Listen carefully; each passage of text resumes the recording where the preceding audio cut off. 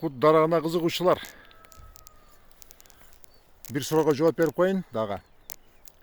Нарын областында жана Талас облусунун суугураак жерине тиксек өсөбү дегендер үчүн жакшы сортторунан алып тиккен болсоңор, минус 30 градустан төмөн болбогон жерлерде жакшы сорттор өсөт.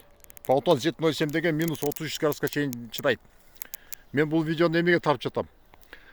Өсөт, бирок силерде Ош, Жалал-Абад, Баткен, Бишкектегидей түз, узун өспөй калат. Мына бир пример катары көрсөтөйүн. Көрдүңөрбү? Силерде тиккен болсоңор, жайындасы өсөт 3 метрге чейин примеры. Андан кийин катык сууп болгондо үстү жагы куурап калат. Үшүк алып кетет дагы. Мондой болуп.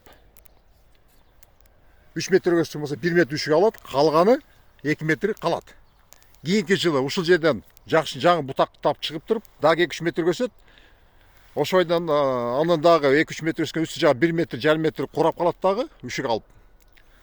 То есть силерге декоративный болуп калат. Түптүү ствол ала албайсыңар. Себеби силердин климат кичине суугураак болуп калат. Декоративный кылып тиксеңер болот. Мен кыстабайм, обязательно алып тиге бергиле, кокуй минус 40 градус суук жерде өсө берет деп. Жок, минус 30, минус 27 градустан төмөн болбосо өсөт.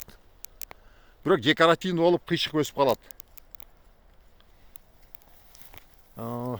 Өтө эле көп алып тиккиле дебейм, көп эмес. Эксперимент катары 5-10 штук алып тигип көрсөңөр, заодно өсө өспөйбү билип аласыңар. Анан высокогорьяда бийик тоолуу аймакта кандай өсөт деп интернет булактарынан окудум. Деңиз деңгээлинен 2,5 миң метр бийиктиктеги жерлерде өсөт. Бул кут дарагынын родинасы Япония жана Кытай болот. Ургунан өстүрүлгөн кут дарактарды албагыла, тикпегиле. Алар минус 5 градуста эле тоңуп калат. Жакшы көчөттөрдү таап, жакшы көчөттөрдү алгыла, же болбосо жакшы көчөттүн тамырынан алып алып, ошондон өстүрсөңөр, сууга чыдамдуу болуп жакшы өсөт.